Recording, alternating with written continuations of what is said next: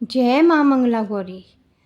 सावन का महीना भगवान शिव को समर्पित है और सावन का मंगलवार माता पार्वती को। सावन के मंगलवार को मंगला गौरी की पूजा अर्चना की जाती है। मान्यताओं के अनुसार इस दिन व्रत रखने से मनोकामनाएं जल्द पूरी हो जाती हैं।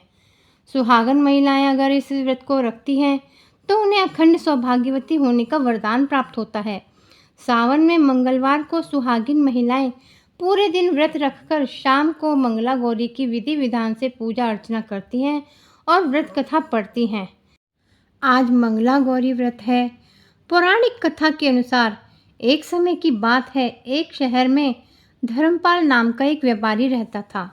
उसकी पत्नी काफ़ी खूबसूरत थी और उसके पास काफ़ी संपत्ति थी, लेकिन उसके कोई संतान नहीं होने के कारण वे काफ़ी दुखी रहा करते थे।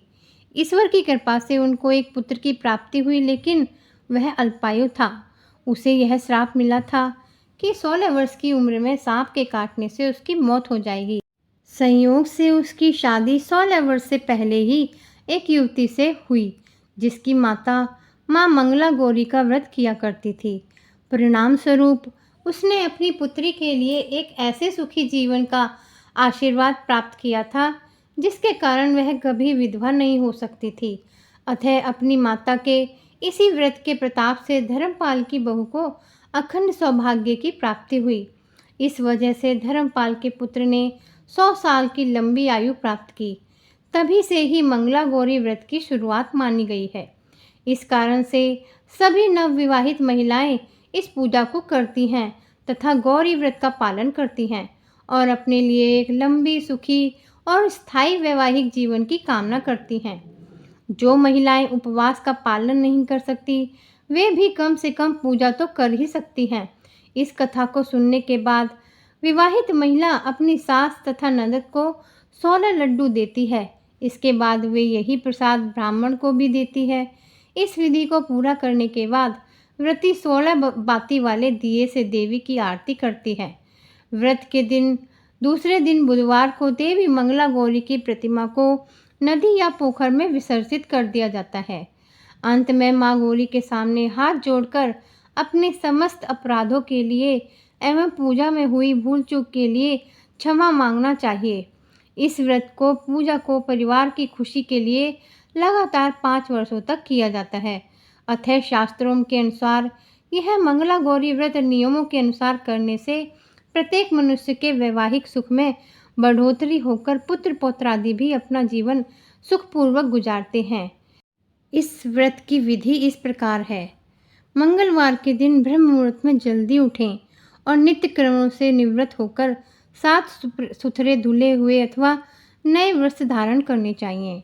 माँ मंगला गौरी यानी पार्वती जी का एक चित्र अथवा प्रतिमा लें। फिर निम्न मंत्र के साथ उसका संकल्प करना चाहिए।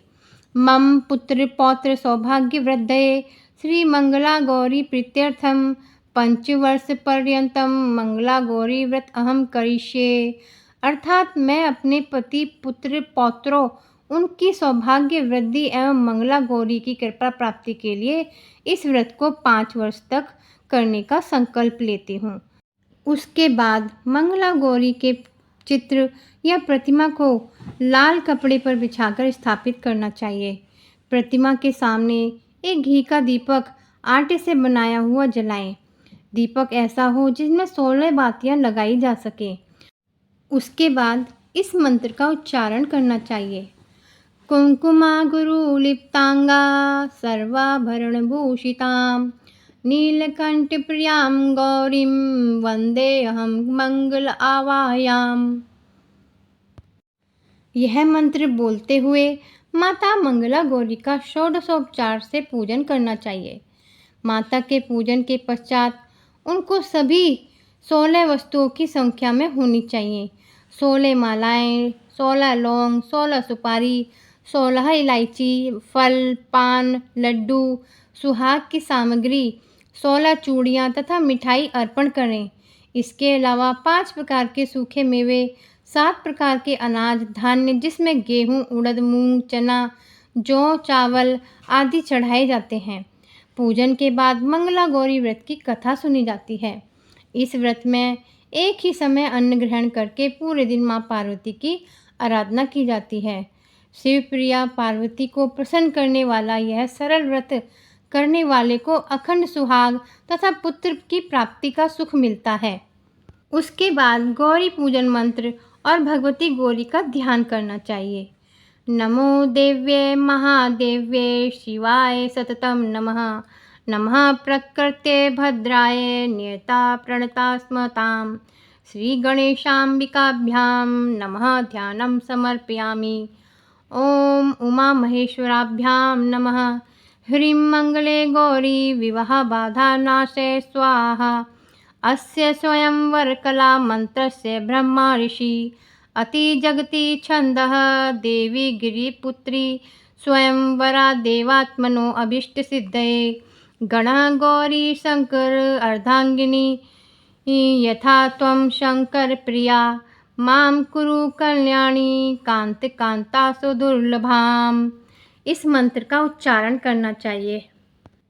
आइए अब सुनते हैं मंगला गौरी व्रत की कथा। एक समय की बात है, एक छोटे से गांव में एक साहूकार अपनी पत्नी के साथ निवास करता था। साहूकार धनवान था और उसके घर में किसी भी प्रकार की कोई कमी नहीं थी। फिर भी वह और उसकी पत्नी संतान न होने के कारण दुखी रहते थे। संतान की कमी उन्हें हमेशा कचोटती रहती थी। एक दिन की बात है, उस साहूकार के घर में साधु आए। साहूकार ने उनका आदर सत्कार किया और उन्हें अपनी समस्या के बारे में बताया। साधु ने साहूकार की पत्नी को सावन में मंगलवार को किए जाने वाले मंगला गौरी व्रत करने की सलाह दी। साथ में पूजा विधि के बारे में भी संपूर्ण जानकारी प्रदान की। इसके बाद साहूकार की पत्नी ने सावन माह के पहले मंगलवार से ही गौरी मंगला का पूजन व्रत करना शुरू कर दिया। अब वह हर मंगलवार को विधि पूर्वक व्रत और पूजा पाठ करने लगी। इस प्रकार कई महीनों तक उसके वह व्रत किया। एक दिन उसकी धर्मनिष्ठा से प्रसन्न होकर माता पार्वती ने भगवान शिव से साहूकार और उसकी पत्नी को संतान प्राप्ति का वरदान देने के लिए कहा। साहूकार को उस रात स्वप्न में एक दिव्य शक्ति ने दर्शन देकर कहा कि एक आम के पेड़ के नीचे भगवान गणेश की मूर्ति विराजमान है। तुम उस पेड़ से आम तोड़कर अपनी पत्नी को खिला देना, इससे तुम्हें संतान की प्राप्ति का सुख मिलेगा। साहूकार ने अगले दिन सुबह उठकर अपनी पत्नी को इस सपने के बारे में बताया और उस समय आम के पेड़ को ढूंढने के लिए निकल पड़ा। काफ़ी समय तक ढूंढने के बाद आखिरकार साहूकार को वह आम का पेड़ मिला जहां भगवान गणेश जी की मूर्ति विराजमान थी। उसने आम तोड़ने के लिए उस पेड़ पर पत्थर मारना शुरू कर दिया। पत्थर फेंकने से एक आम तो टूटकर नीचे गिर गया, लेकिन गलती से एक पत्थर जाकर भगवान गणेश की प्रतिमा को लग गया। इससे भगवान गणेश क्रोधित हो गए और उन्होंने प्रकट होकर उस साहूकार को श्राप देते हुए कहा, हे स्वार्थी मनुष्य, तूने अपने स्वार्थ के कारण मुझे चोट पहुंचाई है। तुझे माँ पार्वती की कृपा से संतान की प्राप्ति तो होगी, लेकिन उसकी मृत्यु 21 वर्ष की आयु में ही हो जाएगी। यह सुनकर साहूकार बहुत घबरा गया और फिर वापस चला गया।